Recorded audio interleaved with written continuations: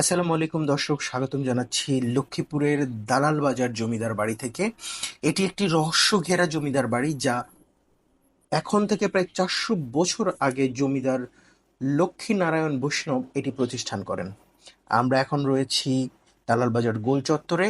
এটি হচ্ছে সেই দালাল বাজার যেখান থেকে আমরা এখন চলে যাচ্ছি জমিদার বাড়ির মূল ফটকে। যাওয়ার শুরুতেই আমরা যেটা দেখতে পাচ্ছি, এখানে একটি সিকিউরিটি পারপাস পুলিশ বাড়ি রয়েছে। আমরা সেই পুলিশ বাড়িটি ক্রস করলেই দেখতে পাবো দালাল বাজারের জমিদার বাড়ির মূল ফটকটি, যেটি আমাদের সামনে এখন দৃশ্যমান। আমরা এখন দেখতে পাচ্ছি সেই প্রাক ঐতিহাসিক জমিদার বাড়িটি, যা 5 একর জায়গার উপর প্রতিষ্ঠিত।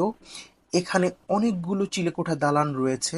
তার ভেতর উল্লেখযোগ্য যেই জিনিসগুলো আমরা দেখতে পাই, সেটি হচ্ছে প্রাসাদ রয়েছে, অন্দরমহল রয়েছে এবং শান বাঁধানো পুকুর ঘাট রয়েছে, যা পর্যটকদের বিমোহিত করে।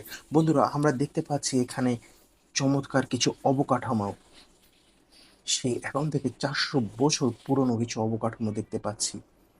দেখতে পাচ্ছেন লাল ইট দিয়ে তৈরি করা, এখন থেকে প্রায় 400 বছর পুরনো সেই প্রাক ঐতিহাসিক নিদর্শন, সেই জমিদার বাড়িটি। এখানে কোনো এক সময় ছিল ব্যবসা বাণিজ্য, ছিল ছিল লোক লোকারণ্যে ছিল ছিল অনেক মানুষজনের এখানে আনাগোনা ছিল। এক সময় এই জমিদার বাড়িটি অনেক নাম এবং খ্যাতি কামিয়েছে। ইতিহাস বলে লক্ষ্মীনারায়ণ ছিলেন ভারতবর্ষের একজন মানুষ। তিনি কলকাতায় থাকতেন। পরবর্তীতে তিনি লক্ষ্মীপুরে এসে এই জমিদার বাড়িটির সূচনা করেন এবং পরবর্তীতে তার বংশধররা ব্রিটিশ শাসনামলে এখানে বাণিজ্যিক এজেন্ট পরিচালনা করেছেন। আপনারা দেখতে পাচ্ছেন এই দালানগুলো ইট, সুরকি ও রড দ্বারাই তৈরি করা, যা কালের বিবর্তনে আস্তে আস্তে হারিয়ে যাচ্ছে সবকিছুই এখান থেকে। শুধু ইতিহাসগুলো এখনো সাক্ষী হিসেবে ঠের দাঁড়িয়ে আছে। আপনারা দেখতেই পাচ্ছেন সেই শান বাঁধানো পুকুরটা উকিঝুঁকি দিচ্ছে এখান দিয়ে। প্রত্যেকটা দালান কোঠাই হচ্ছে, উপরে দোতলা সিঁড়ি রয়েছে এবং দোতলা বিশিষ্ট দালান কোঠা এখানে বিদ্যমান। তো যা বলছিলাম, এখানে পরবর্তীতে যখন ভারতবর্ষ ভাগ হওয়ার আগ মুহূর্ত পর্যন্ত জমিদারের বংশধররা কিন্তু এখানে একাকী জমিদারি পরিচালনা করেছিলেন। পরবর্তীতে যখন নোয়াখালী এবং লক্ষ্মীপুরের সাম্প্রদায়িক দাঙ্গা শুরু হয়, তখন কিন্তু তারা এখান থেকে অন্যত্র চলে যান। আর সেখান থেকেই এই জমিদারি বংশধর ও জমিদারির সমাপ্তি ঘটে, যা ইতিহাস কালের সাক্ষী হয়ে এখনো এগুলো দাঁড়িয়ে রয়েছে। দেখতেই পাচ্ছেন প্রিয় দর্শক। আনুমানিক 16শ শতাব্দীতে এই জমিদারিটি তৈরি করা হয়েছিল। 5 একর জায়গার উপরে প্রতিষ্ঠিত করা রয়েছে। কি বিশাল সুবিশাল বাগানে ঘেরা এই জমিদার বাড়ি! একটি পরিকল্পিত নগরী ছিল এটা, যা আমরা এখানে এসে স্বচক্ষে দেখে বুঝতে পারছি। আপনারা যদি কেউ এখানে আসেন, অবশ্যই পুরো পরিবার নিয়ে দেখতে আসবেন। অবশ্যই আপনাদের ভালো লাগবে।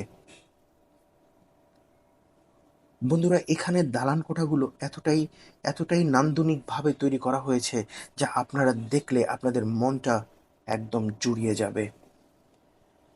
আপনারা দেখতে পাচ্ছেন সবুজের মাঝখান দিয়ে সেই পুরনো দালান কোঠাগুলো সেই পুরনো ইতিহাসটা উকিঝুঁকি দিচ্ছে। দেখতেই পাচ্ছেন প্রিয় দর্শক, প্রতিটা দালান কোঠা যেন সেই প্রাচীন ইতিহাস ধরে রেখেছে এখনো।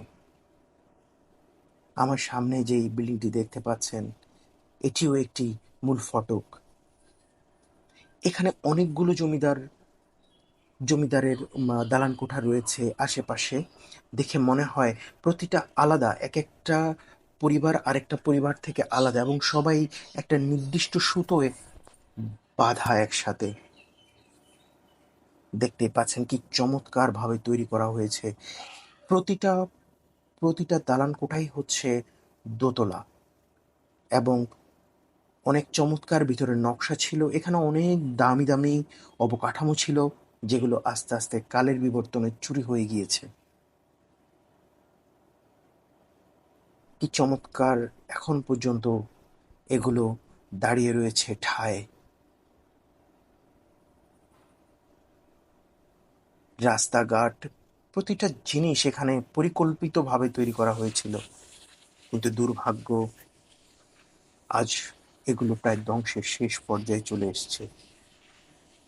বন্ধুরা, আপনারা যারা এই ধরনের ভিডিও দেখতে খুব পছন্দ করেন, তারা আমাদের এই চ্যানেলটিকে সাবস্ক্রাইব করে রাখবেন। আমরা আমাদের এই চ্যানেলে নিত্য নতুন নতুন নতুন আমরা হিস্টোরিক্যাল প্লেস, অনেক ধরনের তথ্য আপনাদেরকে প্রদান করব। তো বন্ধুরা, আজ এই পর্যন্তই। আপনাদের সাথে দেখা হবে নতুন কোনো চমৎকার ভিডিওতে, নতুন কোনো ঐতিহাসিক জায়গায়, নতুন কোনো তথ্য নিয়ে। সে পর্যন্ত ভালো থাকবেন। আসসালামু আলাইকুম।